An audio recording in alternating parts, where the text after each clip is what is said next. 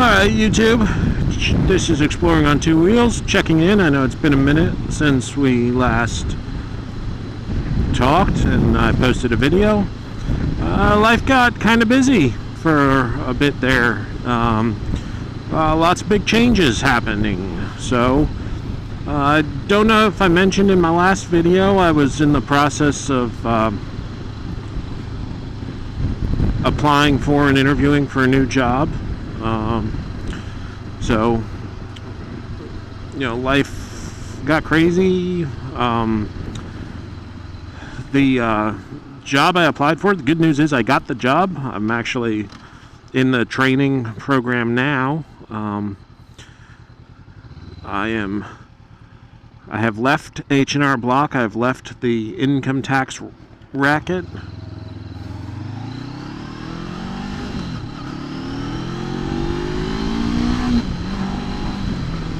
Things were just getting kind of crazy at H&R Block over the last couple of years, and some of you may know I've worked several different jobs for H&R Block. I was a tax pro. I've been with H&R Block for 8 or 9 years, something like that, doing taxes the whole time, and then the last 6 years or so I took over as the IT guy for my district as well. So I was also in charge of all the computers, telephones, fax machines, copiers, printers, network equipment, everything like that for 20 to 30 offices. Basically a majority of that job was just going around before the tax season, checking everything, replacing stuff if it was broken, upgrading equipment. And then during tax season I was basically on call. If something broke, I would run out to the office and swap it out or order replacement equipment, whatnot. Anyways, been doing that for 6 years. Anyways, so some of the craziness, they hired a new manager for the tech side of my job, and they made it out like it was a big problem that I was a tax pro and trying to do the IT stuff at the same time. Even though they had offered me the job, I signed all the paperwork, I had a start date. They then sort of pulled the rug out from under me.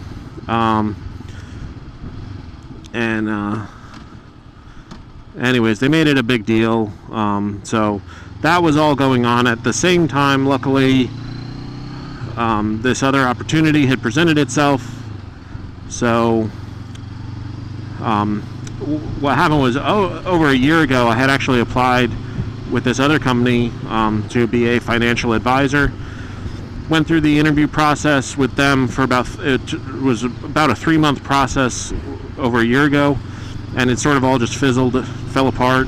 I got a little bit more detail on what happened this year. Basically, they admitted that they had overextended themselves and they didn't really have a position for me at the time when I applied last year. Or they had basically filled it right before I came along, something like that. Anyways, but life happens, circumstances happen. The job got reposted this year, and I thought, what the hell, let me reapply, right? What's the worst that can happen? They tell me no again? So, reapplied. Basically, when they realized I had applied and been through the interview process a little bit last year, they double-checked the records. They skipped me forward a couple steps in their process, which was nice, so I didn't have to redo everything. But I still had to do some more interviews, more selection activities. They'd make you go through a business planning thing, a simulation activity,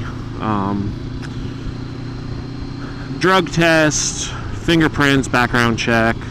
It's the most intensive selection process for any job that I've ever had, but it's good because we got through everything. Once I was actually confirmed with a start date for the new job, I dropped my keys off at H&R Block, sent the district manager an email and said, hey, it's been fun, but I am going to try something else for now. So and there were some issues on the tax side of things, but most of my issues with H&R Block occurred on the IT side of things. But not to dwell on it too much, I'm really excited about the new opportunities in front of me, and the opportunity for advancement and growth and something a little different. So, got a big old garage sale here. A little bit of everything, it looks like. But I'm on the bike and I don't have my saddlebags, so it can't really take much. Don't even have my cargo net with me, so it is what it is. We're just out riding to have fun today. So let me tell you a little bit about the new job then. So since December, I've been in their training program. The overall training program is 18 or 19 weeks. The first half of it, so the first, basically what I've been doing so far, is really just studying and taking the licensing exams. So there's several licenses you have to hold to be a financial advisor with this company.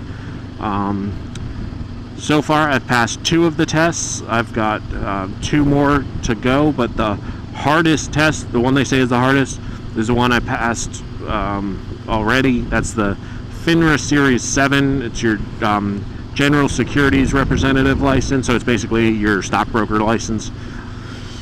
The one I'm currently studying for, and I take the test in a week and a half, is the Series 66, which is your combined uniform state law exam for investment advisor representatives. And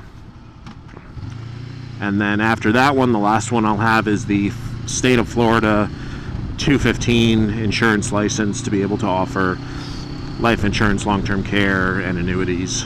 So, and then once I pass all of those, get all my licenses squared away, that's when the actual company training part of the training process starts.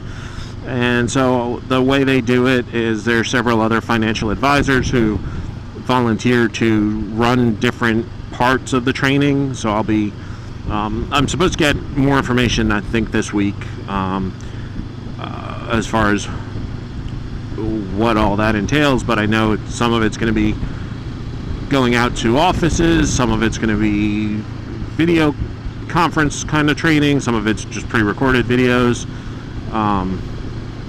and at some point I'll start doing, they call it prospecting, but that's when you go out and you're trying to solicit new clients, get people to become your clients. The old school way about doing that is basically driving out to a neighborhood, parking your car, getting out and going door to door, just knocking on doors, passing out business cards and brochures, talking to people. Nobody likes doing that. The reality is it's probably the worst thing. So part I'm not looking forward to. I did some of that when I was at H&R Block first starting out. It's not fun. On the other hand, you gotta get clients somewhere, right? So when I was at H&R Block, I found out there was other things that I felt were more productive, and actually got more clients, and that was like setting up at different community events. So like home shows, business expos, stuff like that. You get a table or a booth set up, and you're able to talk to people as they come in. Bang for your buck. You can talk to like 200-300 people in a day, as opposed to 25 to 50 if you're going door to door. So and I always had more luck actually getting people to become clients if I talked to them at a home show, business expo kind of like community event. So we'll see. It's going to be interesting. And I'm not sure, I haven't gotten to that part of the training to see exactly how they do it. So we'll see. But they did just send me a box of all kinds of goodies the other day. A couple hundred brochures and some other materials to facilitate that once I get into that. So I guess they're pretty confident I'm going to pass the next couple tests. Because I know how much that stuff cost to print those brochures and stuff. It was several $100s worth of material. So this light always sucks. It takes forever. We're gonna go straight through, as long as we don't get hit by this Amazon driver. or any of these other folks. Tesla, Ridgeline, a couple Tacomas, Honda Fit.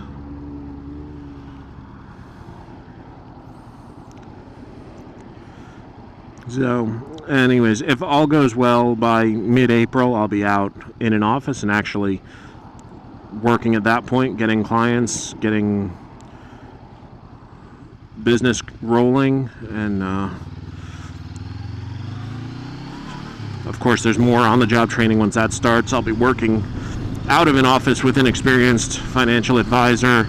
I'll be based out of an office up in Port Orange. So it's about 25 minutes door-to-door from my house if I take the interstate, 45 minutes if I take the scenic route. It might take me 2 hours if I ride the motorcycle, because you know how it is with the motorcycle. You take the very scenic route because you get to ride. But so I'll obviously learn stuff from hands-on in the office. They have a really cool program with this company where the experienced advisor actually passes off some of his book of business. So you start out with some clients. I think the advisor whose office I'm going to be working in, when I was meeting with him, he was saying he doesn't really have capacity to take on new clients unless they have $500,000 to invest. So that's actually a benefit to me. So if somebody comes in and they have like $50,000, $100,000, he'll pass them off to me to take care of and service. Obviously, I still have my work cut out for me to go out and get a bunch more clients, but I do have some friends and former coworkers that have already expressed some interest in having a conversation about moving their accounts and getting their investments squared away. So we just have to wait until I'm fully licensed and have access to all the systems and everything. So, but I'm excited. So, what led me to this company originally? So, when I applied, going back over a year ago, so like a year and a half ago, I think is when I first originally applied. I was just, at the time, I was getting very frustrated with the H&R Block. A number of reasons. Basically felt like I hit a wall with my career. There was no real advancement. I had actually applied for several other positions at H&R Block, and sort of felt a cross between the positions really weren't good fits, or they sort of, they don't want to lose tax pros to other non-production positions, so they sort of just overlook you almost. Anyways, so I was getting frustrated. I was on my normal annual break from the company, so the H&R Block fires everybody for 8 weeks every year so they can they can be a seasonal company and comply with some federal tax break. Anyways, I was just looking for anything else that I could do, and I had seen the post come up on LinkedIn looking for this company looking for financial advisors in the area, and as it happens, I have a friend who was an advisor for them. In fact, years ago when he was getting started, there was the year I was actually an office manager at H&R Block, and at that time they were sending the office managers out to do all kinds of community events and stuff, so we were members of the Chamber of Commerce. And when my friend Brian actually had his official grand opening through the Chamber of Commerce and ribbon cutting and everything, I went to that. So I was at his office when he opened it up. So when I saw the post, I actually reached out to Brian and said, "Hey Brian, tell me a little bit about this. What do you think?" And he told me he thought I'd be a pretty good fit. I mean, he knows me a little bit. I had been basically when I was doing taxes and had clients that needed financial advising services. He was basically my go-to referral source. So, and then, so he, like I said, he said he thought I'd be good at it. So I applied and started the process. And unfortunately, it didn't work out at the time. But when it didn't work out, he reached out to me and said, "Hey, listen, keep an eye open. If they repost, reapply." And it was earlier this year, so about a year after I originally applied, they reposted again. So I'm like, all right, let's do this.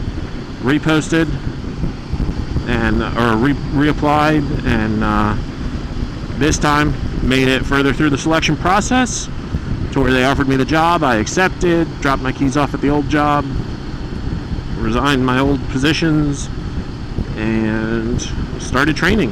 And it's interesting, you know, I will say, so far, like, I've literally been with them for a month and a half, going on 2 months. Almost 2 months now, actually. It'll be 2 months next week. You know, I've been doing taxes for the last 8-9 years. So I have an extensive amount of experience in personal income tax. I've seen, you know, lots of different situations, financial situations of clients, seen different clients with different investment setups, different investment advisors. You know, over the last couple of years, I would ask all my clients how what they thought about their investment advisors or financial advisors, or and I would see some would bounce, you know, every couple of years they would actually change investments, change advisors. So so I thought I had a pretty good knowledge of the industry and retirement investments and everything, just based on my, Jesus fucking Christ. And it's not like we were going slow. And there was oncoming traffic. That was fucking stupid of that guy. Anyways, I should have been paying attention to, I knew he was behind me, and I heard him coming up beside me, but whatever. Anyway, so I thought I had a pretty good background and knowledge, general knowledge. The last couple of years I've been listening to a lot of stock and financial advising podcasts and some YouTube stuff. And so in studying for the licensing exams that I've taken so far, I have learned so much more. You know, to pass the test, you need to learn complex stuff with options, and I mean, you're learning stuff about bonds and stocks and insurance, annuities, life insurance, convertible bonds, all kinds of stuff. And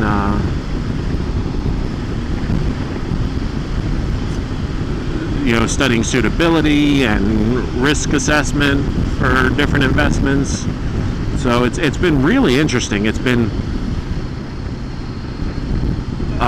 exciting because it's new information, something different. So I'm just riding around right now. I think we're going to cut down through here through Venetian Bay, then run out 44 out to Pioneer Trail and loop back this way just for a ride. So like I said, yeah, it's been fun. It's been interesting, new material.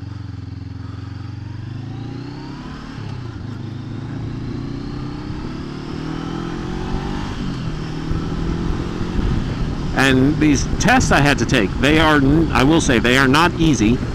I've been trying to think, to try to compare, so doing taxes, I actually hold an enrolled agent license, which is a license issued by the IRS.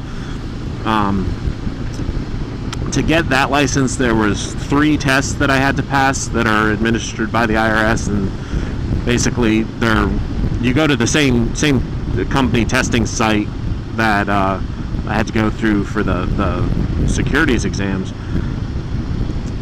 And I want to say, I still feel like 2 of the enrolled agent tests were harder than the Series 7 exam. we definitely, we were studying, there was 3 of us that were studying sort of as a group to get the enrolled agent licenses, and we studied 6 months start to finish, basically. The first 3 months, we spent 3 months, we were meeting as a group 3 days a week for 4 to 6 hours each meeting, and then doing work on our own at home.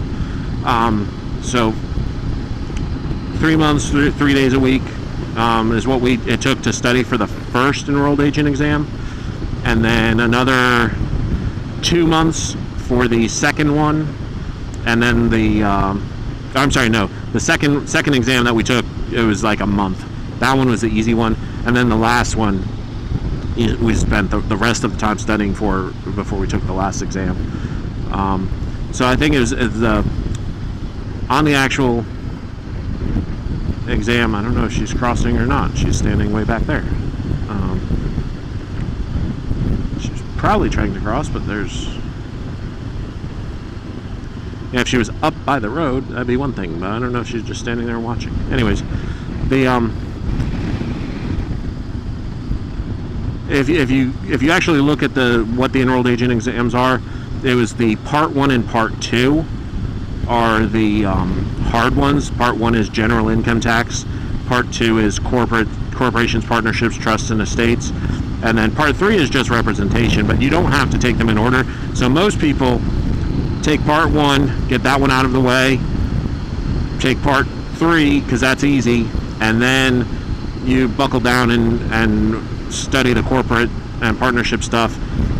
Especially with what we do at H&R Block, we do 99% of what we do is just personal income tax.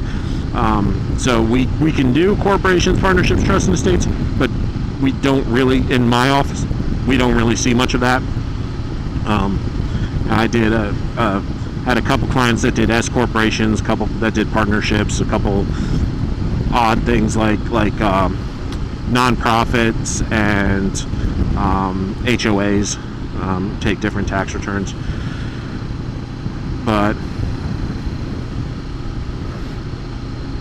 we don't really do the detail of the corporate stuff, and unfortunately you have to learn the detail to pass the test. So, but like I said, it was 6 months to pass those 3 tests, whereas this, it's like 2 months and I'm going to pass 3 tests, but I'm doing it studying 6 days a week, full bore for these 3. So I'd say they're comparable in difficulty, but I think overall I still think the enrolled agent ones were just a little bit more difficult. And then the enrolled agent test, the other difference is you have to average, it's a weighted test score, but it's closer to needing 80% to pass, whereas the first test I did was a 70% to pass, second test is a 72, and then this next one that I'm doing is a 73% to pass. If you pass, they just tell you pass, they don't give you your actual score. And the enrolled agent test was the same way. The enrolled agent test would give you sort of a numerical value for different subjects on the test, but they didn't give you your full score. They would give you your subject scores and then pass. So,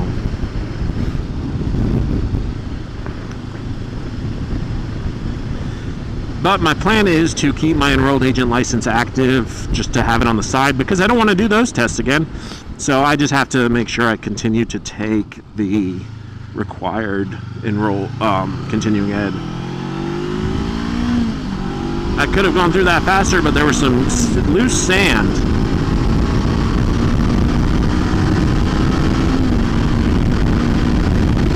And I haven't rode this bike without the saddlebags in a while. It's like a fucking rocket ship.